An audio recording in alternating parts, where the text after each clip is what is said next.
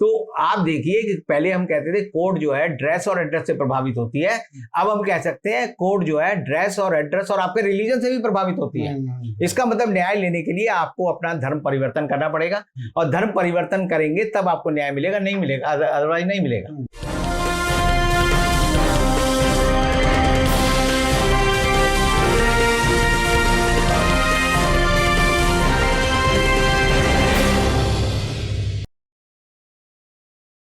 Hello, नमस्कार, आदाब, सत श्री अकाल और अस्सलाम वालेकुम। मैं हूं मोहम्मद अहमद काज़मी, लेकर आया हूं आपका पसंदीदा कार्यक्रम आपके रूबरू।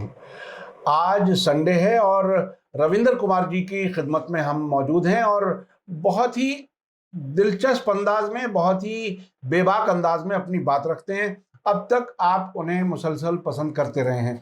आज हम जिन इश्यूज़ पर बात करेंगे वो ज़रा थोड़ा सा हट करके है। इंटरनेशनल अफेयर्स हम अक्सर कवर करते हैं, आपको मालूम है।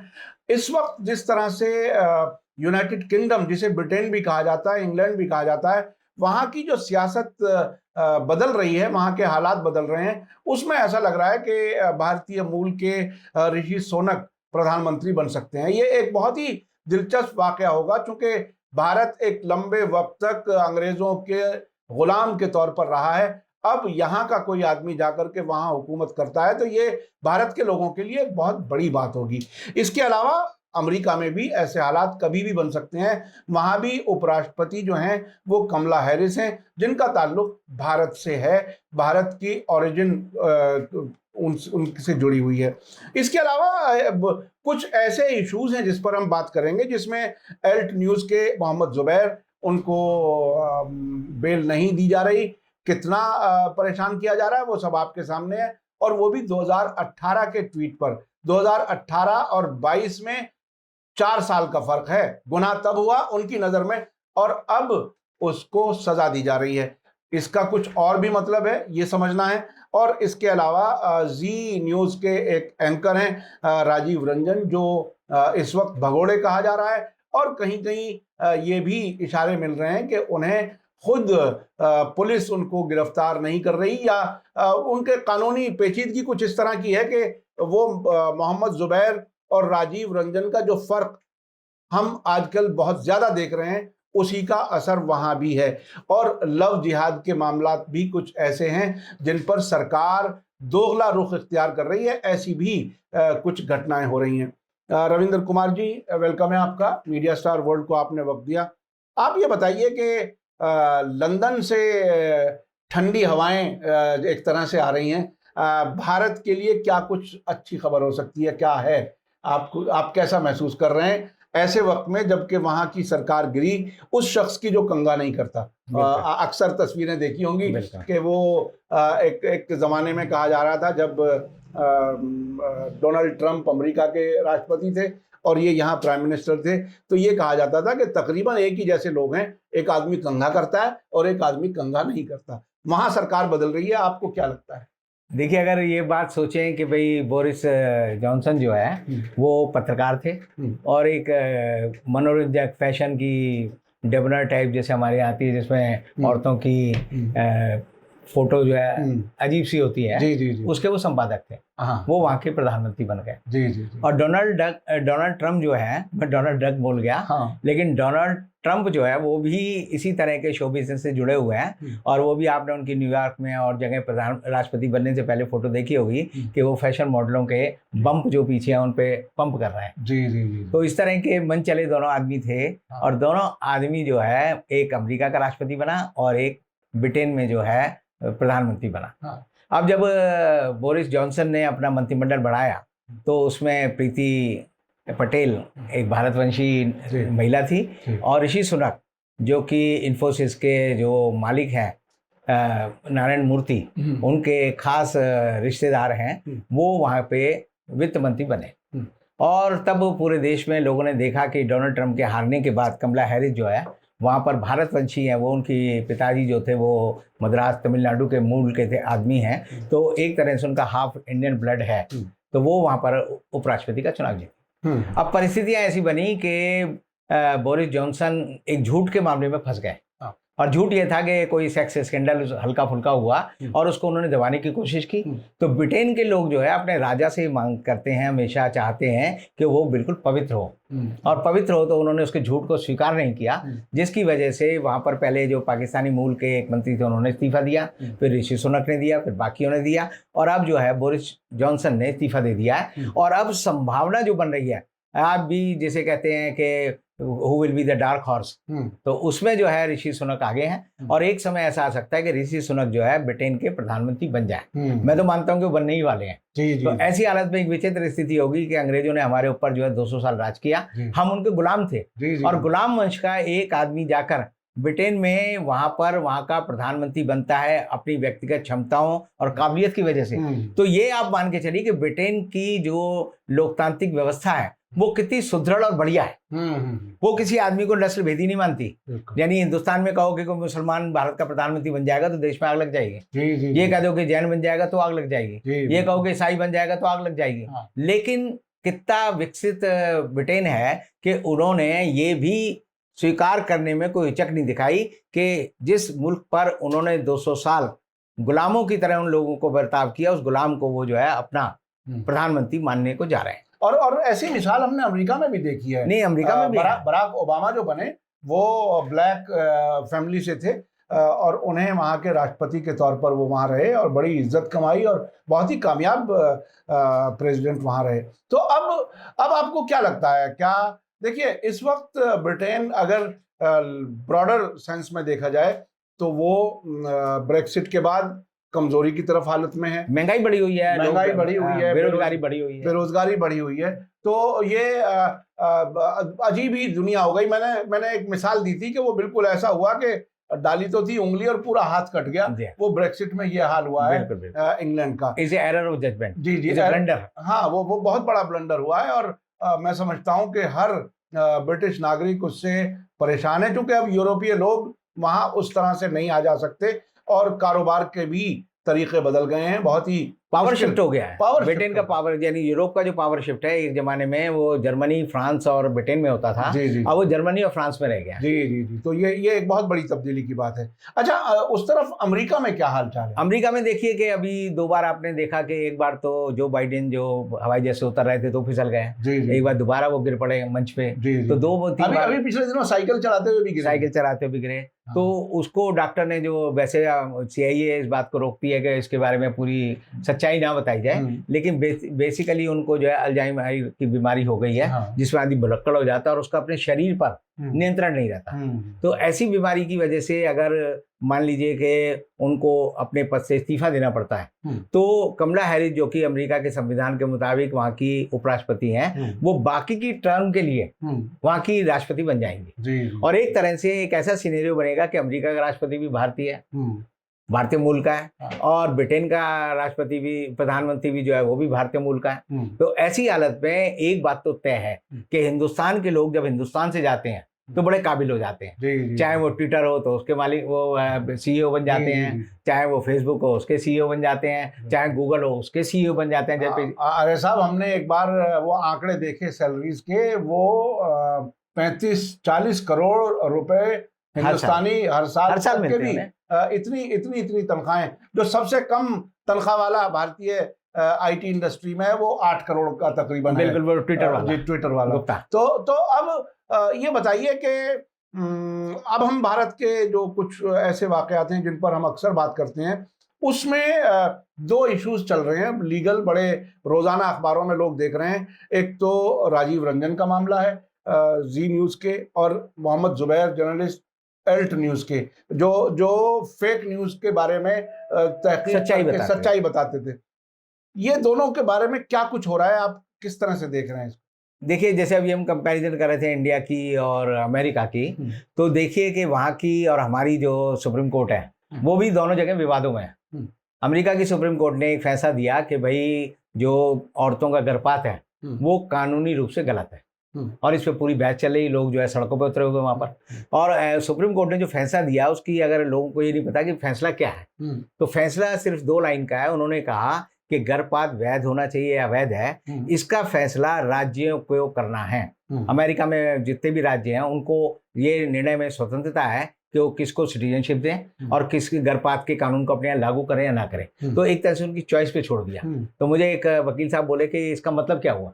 तो मैंने कहा अंग्रेजी में एक कहावत है जिसको बोलते हैं हॉब्सन चॉइस।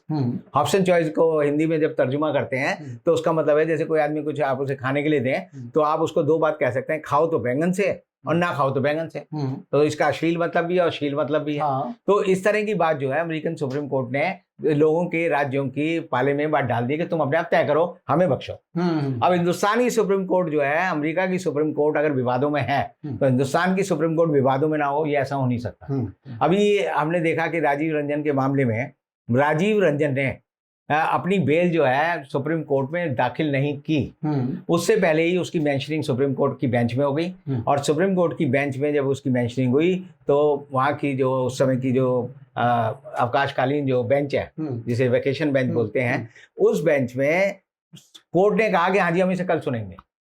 डेट तय हो गई कि कल सुनेंगे और सुनने के बाद पता चला कि वो जो एडवोकेट रिकॉर्ड है उसने कहा जी अभी तो हमने पिटीशन फाइल ही नहीं की। तो एक तरह से ऐसे है कि जैसे किड ग्लोव ट्रीटमेंट होता है ना कि बेल लेनी है, मांगने से पहले ले ले ले ले वो कहेगा जी बाद में तो मैंने और वो भी सुप्रीम कोर्ट के लेवल पर। सुप्रीम कोर्ट के लेवल पे बहुत बड़ी बात है, बड़ा मजाक बना सुप्रीम कोर्ट का इससे। मतलब ये सबसे बड़ी अदालत है, उसको तो कानून के हिसाब से ही चलना चाहिए। आप समझ सकते हैं भी नहीं और आप बेल देने के लिए तैयार हैं। आप देखिए पूरे कुएं में भांग पड़ी हुई है। जी। चाहे वो हाई कोर्ट हो, सुप्रीम कोर्ट हो, लोअर कोर्ट हो, कोई जो है कानून और न्याय की बात नहीं करता। अर्नब गोस्वामी वाले मामले में भी रात में पिटीशन हुई थी और अगले दिन सुबह में उसको भाई आप देखिए उसको दे दी और स्टेन स्वामी को नहीं दी। और स्टेन स्वामी की जब मौत हो गई तो फिर न्यायाधीश कह रहे हैं जी हमें बड़ा अफसोस है कि एक महान आत्मा चली गई। तो आप समझिए कि मरने के बाद अगर कोई किसी के लिए दुआ करे तो उसको बद्दुआ कहो या क्या कहो, क्या कहें। जी, ये बड़ी अजीब बात है। अब ऐसी हालत में आप देखिए कि जो राजीव रंजन है उसकी बेल पे तो सुप्रीम कोर्ट बड़ी एग्रेसिवली काम कर रही है और दूसरी मोहम्मद जुबैर को देखो तो उसने वो एड न्यूज के काम ये होता है कि कोई खबर आती है तो वो ये प्रमाणित करते हैं कि खबर झूठी है सच्ची है। एक तरह से वो सत्य की सेवा कर रहे हैं। जी, और उसके बदले में उन्हें क्या मिला, उनके खिलाफ दिल्ली पुलिस ने पहले एफआईआर दर्ज कर ली। अब उन्हें जो उत्तर प्रदेश ले जाके वहां रिमांड ले लिया 14 दिन का। अब उसके जो वकील हैं कॉलिन गोंजाल्विस, उन्होंने सुप्रीम कोर्ट में पिटीशन डाली है कि भाई इस मामले को तो सुनो। तो आप देखिए जैसे कप्पन है वहीं अभी तक 2 साल से जेल में है और उसका कोई कसूर नहीं है, पीएफआई के साथ उसका कनेक्शन जोड़ दिया। तो आप देखिए कि पहले हम कहते थे कोर्ट जो है ड्रेस और एड्रेस से प्रभावित होती है, अब हम कह सकते हैं कोर्ट जो है ड्रेस और एड्रेस और आपके रिलीजन से भी प्रभावित होती है। इसका मतलब न्याय लेने के लिए आपको अपना धर्म परिवर्तन करना पड़ेगा और धर्म परिवर्तन करेंगे तब आपको न्याय मिलेगा, नहीं मिलेगा अदरवाइज नहीं मिलेगा। लेकिन भारतीय जनता पार्टी एक ऐसी पार्टी है जो मुसलमानों का भी इस्तेमाल जो है निरोध की तरह करती है कि जो हमारे पाले में है। जैसे आप देखिए कि ना लोकसभा में, ना राज्यसभा में, ना कैबिनेट में, ना बीजेपी की राष्ट्रीय कार्यकारिणी में, ना उसके पदाधिकारियों में आज के समय में कोई मुस्लिम नाम का आदमी जो है वहां उनका कोई आदमी का पहचान खत्म कर दी। जो आखिरी आदमी था उसको भी उन्होंने जो है 2 दिन पहले तो उसको राज्यसभा का टिकट नहीं दिया, फिर उसके बाद जो है उसको उसका मंत्री पद ले लिया और उसको एक तरह से सड़क पर पैदल कर दिया है। ये बताता है कि भारतीय जनता पार्टी की जो हिंदुत्व की थ्योरी है उसमें वो मानते हैं कि मुसलमान आदमी हमारे दल में उसी तरह स्थिति में है जिस तरह दूध में नींबू होता है। नींबू निचोड़ दो तो वो दूध फट जाएगा, दूध ही नहीं रहेगा। तो ये कहते हैं नींबू से दूर रहो। मुसलमान इनके लिए नींबू है और ये अपने को मानते हैं हम दूध है, क्योंकि दूध का हमारे यहाँ गाय की बड़ी परंपरा है। तो गाय का पेशाब हो, गाय का घी हो, गाय का दूध हो, सब पे जो है आप देखेंगे टैक्स नहीं है।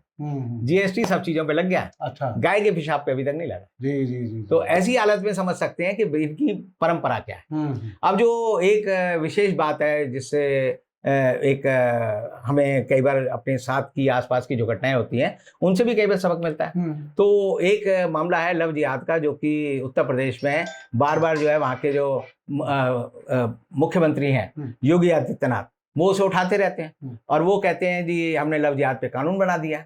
लेकिन अभी मेरे हाल में ये घटना मेरे सामने आई कि 2 तारीख को एक महिला जो कि खिड़की एक्सटेंशन मालवीय नगर में ब्यूटी पार्लर चलाती थी, उसको 3 मुसलमान दिल्ली से ले गए और उसे अयोध्या जी ले गए। अच्छा। और अयोध्या ले जाकर जो है उसके उन्होंने फोन छीन लिए और उसके दोनों फोन बंद कर दिए। तो उसके घर वालों ने उसको ढूंढने की कोशिश की।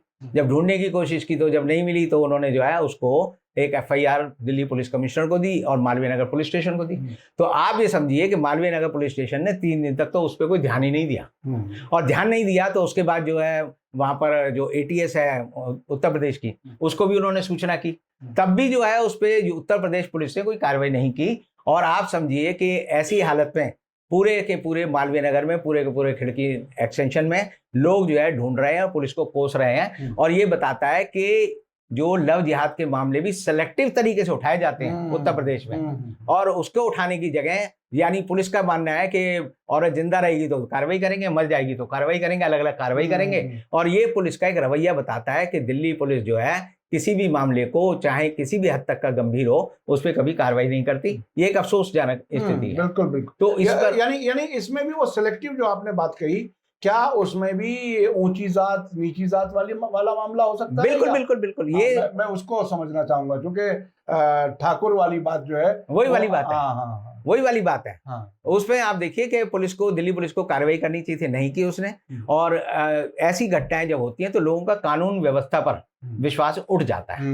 ये मेरा मानना है। अच्छा, ये जो आपने एल्ट न्यूज के बारे में बताया, मैं अपने दर्शकों से बताना चाहता हूं कि गोदी मीडिया जो काम कर रहा है उसको सीधा करके पेश करने वाला काम ये एल्ट न्यूज वाले कर रहे थे, इसलिए ऐसा कुछ हुआ। क्या आपको क्या लगता है, मतलब न्यूज का सच्चाई लोगों तक ना पहुंचे उसे रोकने का इंतजाम है क्या? नहीं, या सिर्फ मुसलमान है इसलिए उसके खिलाफ कर रहा है? एल्ट न्यूज का काम था सच को सच बताना, झूठ को झूठ बताना। कसौटी है। जी बिल्कुल। जैसे आप सुनार के पास जाते हैं, सोना देते हैं तो कस के देखता है तो भाई सोना खरा है या खोटा है। बिल्कुल। अब आप कहो कि ये जो कसौटी वाला आदमी है जो कस के बता रहा है, यही साला दोषी है। हाँ, इसको ही जेल भेज दो, इसे बीच में, ताकि हमारा रोल्ड गोल्ड चलता रहे, हमारा झूठ चलता रहे, दौड़ता रहे। और इसीलिए मोहम्मद जुबैर को इसलिए उन्होंने किया क्योंकि मोहम्मद जुबैर का जो संबंध है उसके खिलाफ जो सबसे पहला बयान किसी ने दिया वो नुपुर शर्मा ने दिया। नुपुर शर्मा ने टीवी चैनल पर ABP न्यूज पे जो बात कही उसके ऊपर जो है एल्ट न्यूज ने बताया कि ये बयान कैसा है।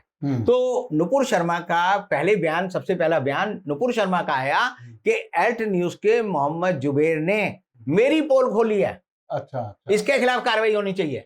तो नुपुर शर्मा चूंकि ब्लू आइड बॉयज जैसे हम अंग्रेजी में कहते हैं, तो मोदी साहब हुए या अमित शाह हुए या बीजेपी की प्रवक्ता भी है, तो उनकी बड़ी प्यारी महिला है। वो संकट में पड़ी तो इन्होंने कहा कि मोहम्मद जुबैर ने ऐसा किया है तो तुमने सच बोला है तो हम तुम्हें सच बोलने की सजा देंगे। और सजा देने के लिए उसके खिलाफ जो है दिल्ली पुलिस ने एक फर्जी ट्विटर अकाउंट बनाया। अब फर्जी ट्विटर अकाउंट में एक ही आदमी फॉलोअर है। उस ट्विटर अकाउंट को देखकर जो है दिल्ली पुलिस के एक सब इंस्पेक्टर राणा ने एक अपनी FIR दर्ज की। उसके बाद वो ट्विटर अकाउंट को लोगों ने सर्च किया तो गायब हो गया। उसके बाद वो फिर अपीयर हो गया। तो एक तरह से दिल्ली पुलिस के कब्जे में वो है। और हम देखेंगे जैसे शर्जील इस्लाम है, वो भी जेल में बंद है छोटी सी बात पे, उसने भी सच बोला था। शर्जील इस्लाम में कोई झूठ नहीं बोला। उसने कहा कि उत्तर पूर्वी राज्यों को जोड़ने वाली जो सड़क पश्चिम बंगाल से उत्तर राज्यों में जाती है उसका नाम जो है स्ट्रेटेजिकली चिकन नेक बोला जाता है। बिल्कुल यही बोला उसने। हाँ, और इन्होंने कहा कि चिकन नेक बताकर तो इसे एक तरह से चीन को इशारा कर दिया है तो चिकन नेक पे कब्जा कर ले तो हमारे सारे इसके इशारे में हो जाएगा वो वहां पर, ये माना है। हाँ, मतलब तो उसने भी सच बोला है, उसने झूठ नहीं बोला। हाँ। तो ये आज के समय में समझिए हिंदुस्तान में सच बोलने की सजा जो है जेल है। झूठ बोलने के लिए आपको जो है मक्खन पर बटर लगा के खिलाया जाएगा, चाय पिलाई जाएगी, आपकी मालिश की जाएगी। झूठ बोलने वालों को पाला जा रहा है, बाकायदा आगे बढ़ाया जा रहा है। जैसे हम लिखते हैं हमारे ध्येय वाक्य क्या है, शेर की मूर्ति है, उसके नीचे लिखा है सत्यमेव जयते। तो हमारे यहाँ है आज के दिन झूठमेव जयते। तो झूठ की इज्जत है आज के समय में। और झूठ बाजार में बिक रहा है। सच को जो है वो कहते हैं किसी तिहाड़ जेल में या किसी जेल की काल कोठरी में बंद कर दो, क्योंकि झूठ जो है हमें परेशान करता है। जबकि एक झूठ की वजह से बोरिस जॉनसन की सरकार चली गई। जी। तो एक वो देश है और हमारे यहाँ जो है झूठ की फैक्ट्री लगी हुई है। दिन में 100, 1000, 1500, 2 लाख झूठ जो है सब आदमी बोलते रहते हैं। अच्छा, ये जो पुलिस ने जो नकली अकाउंट बनाया, आमतौर पर किसी एक्यूज को जब बेल नहीं दी जाती तो उसमें पुलिस ये पोजीशन लेती है कि साहब ये बाहर आएगा तो सबूतों के साथ छेड़छाड़ करेगा। तो ये जो सबूत खुद बना रहे हैं इनके खिलाफ कौन कार्रवाई करेगा? देखिए कानून है, IPC में पूरे सेक्शन है इस बात के लिए। अगर कोई आपको झूठे मुकदमे में फंसाता है और आप ये सिद्ध कर देते हैं कि मुकदमा झूठा है तो उस आदमी को उतनी ही सजा मिलेगी जितनी अगर आपने वो अपराध किया। जैसे मैं किसी को कोई से मर्डर किया है और वो झूठ निकले तो मेरे को भी फांसी की सजा मिल सकती है, आजीवन कारावास की सजा मिल सकती है। कानून बराबर है, लेकिन कानून में जो लिखा है जो प्रैक्टिस है और जो प्रीचिंग है दोनों फर्क है। जी जी जी। कानून जो कहता है वो बड़ी बातें हैं, बड़ी बात। हिंदुस्तान का कानून हो, अमेरिका का कानून हो, सब जगह कानून एक सा है, लेकिन सिस्टम जो है खराब है।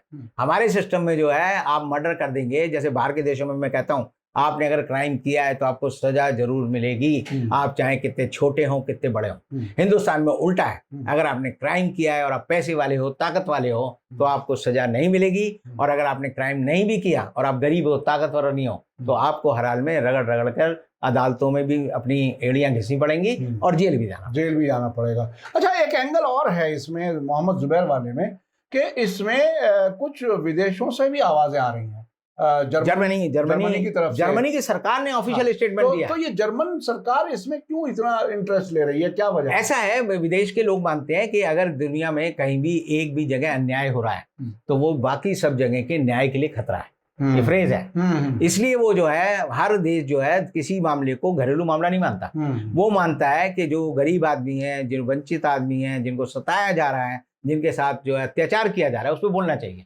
और इसके लिए स्पेशली फोरम बने हुए हैं, यानी ह्यूमन राइट ऑर्गेनाइजेशन जो है यूनाइटेड नेशन का, वो इसीलिए तो है। जी, उन्होंने ही पूरे देश में, हमारे यहाँ जो है ह्यूमन राइट ऑर्गेनाइजेशन है, लेकिन हमारा जो ह्यूमन राइट कमीशन है वो बोलता ही नहीं, क्योंकि उसके जो अध्यक्ष हैं वो एक अरुण मिश्रा जी हैं, सुप्रीम कोर्ट के जज थे, जिन्होंने आपको पता है कि कंटेम्प्ट का एक केस किया था और उसमें 1 रुपए का जुर्माना जो है भूषण पे किया था, याद है आपको? जी बिल्कुल। तो उनको हमने बना रखा है। वो कहते हैं, वो खुद जब ह्यूमन राइट डे था तो उसमें उन्होंने फंक्शन किया और उन्होंने कहा ह्यूमन राइट बकवास हैं, इनको होना नहीं चाहिए। तो ये ऐसा ही आदमी है जैसे कि कोई मंदिर का आदमी कहे कि ये देवता झूठा है, लेकिन मैं पुजारी हूँ। जी, मैं पुजारी इसलिए हूँ कि मेरी आमदनी का चक्कर चलता रहे, रोजी रोटी, लेकिन भगवान मतलब उनके नजर में कोई चीज नहीं है। तो ये बहुत ही गैर मामूली किस्म की चीज है। और जर्मनी का जो रिएक्शन है वो बहुत ही नहीं, यूएनओ के जो ऑफिशियल स्पोक्स पर्सन है ह्यूमन राइट ऑर्गेनाइजेशन के, उन्होंने मोहम्मद जुबैर के बारे में भी बोला है, नुपुर शर्मा पे भी बोला है। आप देखिए हर एक पे वो बोलते हैं। और सबसे ज्यादा अगर आलोचना भारत सरकार की यूएनओ के ह्यूमन राइट ऑर्गेनाइजेशन ने किसी की है तो भारत की आती है। पहले एक जमाने में आती थी कि कभी पता चलता था कि उन्होंने नॉर्थ कोरिया के जो तानाशाह उसको कहा। अब नंबर 1 हमारा है, तो हमारी रोज प्रशंसा। तो विश्व गुरु हो गए हम, इस मामले में हम विश्व गुरु हैं। हाँ, तो ये बहुत ही यानी इस विश्व गुरु बनने में शर्मिंदगी के अलावा कुछ नहीं है। बुनियादी बात ये है। बहुत बहुत शुक्रिया रविंद्र कुमार जी, आपने कई इश्यूज पर, खासतौर पर जो ब्रिटेन में और अमेरिका में जो सरकारों में भारत के लोग अहमियत हासिल करने के कगार पे हैं, रास्ते में हैं, उसके बारे में आपने बताया। खासतौर पे ऋषि सुनक ब्रिटेन के प्राइम मिनिस्टर बन सकते हैं और कमला हैरिस भी ऐसी पोजीशन में है कि चूँकि राष्ट्रपति जी के अक्सर बीमारी की भी खबरें आती हैं, वो गिरते हैं कभी, तो उस सिचुएशन में भी बाकी मुद्दत के लिए वो वहाँ की प्रेसिडेंट बन सकती हैं। और लव जिहाद के मामले में किस तरह से आपने बीजेपी के ख़ासतौर पर उत्तर प्रदेश में किस तरह से दोगला रास्ता उन्होंने इख्तियार किया हुआ है, और उसमें भी ऊंची जात और नीची जात जो उन्होंने अपना जो एक सिस्टम एक बनाया हुआ है, वो उसके ज़रिए उसी चश्मे से उनको भी देख रहे हैं। बहुत बहुत शुक्रिया। आपने शर्जील इमाम का भी जिक्र किया, राजीव रंजन को बेल देने के लिए अदालत बैठी हुई है, सुप्रीम कोर्ट इंतज़ार कर रही है, ले लो। और उधर मोहम्मद जुबैर को जो अल्ट न्यूज़ के को फाउंडर हैं और 2018 के ट्वीट, वो भी नकली ट्वीट जिसके बारे में आपने बताया, उनको बेल मैनिपुलेटेड। बहुत बहुत शुक्रिया जनाब रविंद्र कुमार जी, आपने हमें समय दिया। इसी के साथ मुझे दीजिए इजाज़त। धन्यवाद, शुक्रिया। जय भारत, जय हिंद।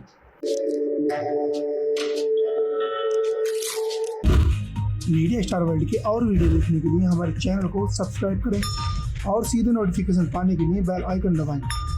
और अगर हमारी खबर सच्ची और अच्छी लगे तो अपने व्हाट्सएप, इंस्टाग्राम, फेसबुक और ट्विटर अकाउंट पर ज़रूर शेयर करें।